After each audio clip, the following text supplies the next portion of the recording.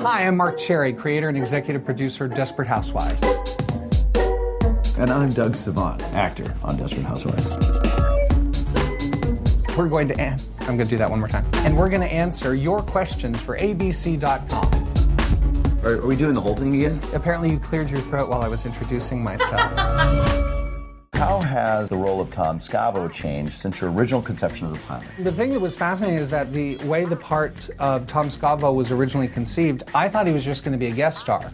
My original conception was that he was always away, and so that we were really following the adventures of Lynette, dealing with, all these children with no husband around to help her.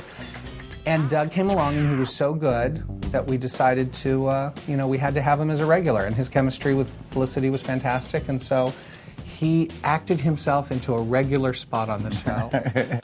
Can you really play bass, or did you fake it for the band? I gave them four things that I could competently do in music. I come from a family of musicians. I can play the trumpet. I play piano. I have all the requisite passion to be a singer, but really none of the talent. So that could be funny. And I gave in a harmonica. And they said, Doug, we've chosen the bass for you. And I'm like, I have no. But you did go out and learn to do some stuff, right? I did. I learned to play bass well enough to be what I call a serviceable faker. Do you have any plan for the final season? And if so, what is it? I do know already what my final scene is. I've already got my final scene planned out. I'm kind of like, I was inspired by J.K. Rowling, who had written the final chapter of the Harry Potter movies. I thought, Charlie, a much better question than I had ever imagined. I would never have guessed that you have the final scene. Yeah, I got tableau. Is it like a tableau? Is it? Yeah, there's a little bit of a tableau-y feeling. It's something that will kind of encapsulate the entire run of the show. But but I'm not going to tell you. That's a secret. You're going to have to wait. Have you ever been a stay-at-home dad like Tom? I have been a stay-at-home dad. My wife and I are both actors, and so when my wife goes off and works, I do all the parenting. I do everything. I like to say I am capable and have done everything that my wife does outside of nursing the children or giving birth to them. I cook, I clean, Do you still cook and clean now that you got a big-time Hollywood job? Yes. Okay. If you had to choose one, which scene on the whole show was the most difficult to shoot?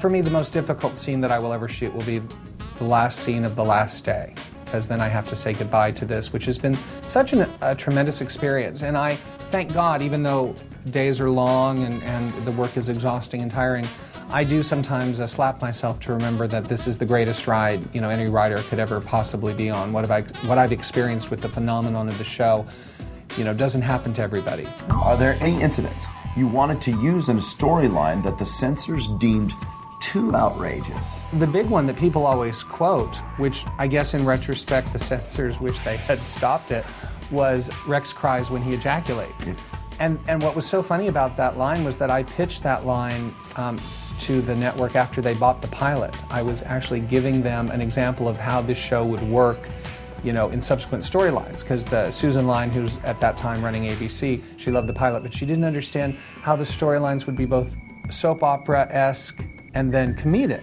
So I was saying, we'll continue the marital problems, and then I pitched that line as the end of the scene, and everyone thought that was great. And and this is the funny part of this anecdote. The line got a great deal of attention. It was one of the things people were talking about the next morning in America. That was, those first few episodes when we were so hot. And I found out about 2 years later that Shonda Rhimes, who runs Grey's Anatomy, every time she would have a problem with the censors over a line, she would go, Rex cries when he ejaculates. And finally, I think after a year, Shonda said, the censor said, you're not allowed to say that to me anymore, because the censor was getting upset. Will Tom ever be friends with Dave again? I don't think so. I think that Tom, that trust is really blown, and I think... Also, he kind of whipped your ass at the end of the fight, so that was kind of humiliating, and I don't know that you would want to I don't think that I've had a fight on the show that I've actually out and outright won. I've done a pretty good job beating up the kids. That's true. I remember, in the... Yeah, that fight with Penny was fantastic. How are you like or unlike your character, Tom? I like to say I'm like my character in this way. We both share the same philosophy of life. Happy wife, happy life. So in life, I try and make my wife happy, and here at Desperate Housewives, I try and make my wife happy. I think Tom represents, although slightly buffoonish at times, he represents a guy who's meant to be a husband and a father. And I think those qualities are very inherent in Doug himself. And that's something you can't really fake. I don't think you can act your way into. And I think that's why the relationship works so well. Thank you so much for joining us today on ABC.com. I'm Marc Sherry, creator and executive producer of Desperate Housewives. And I'm Doug Savant, actor on Desperate Housewives. So make sure you watch Desperate Housewives this coming Sunday for an all-new episode, 9 o'clock, 8 o'clock Central. Watch the show.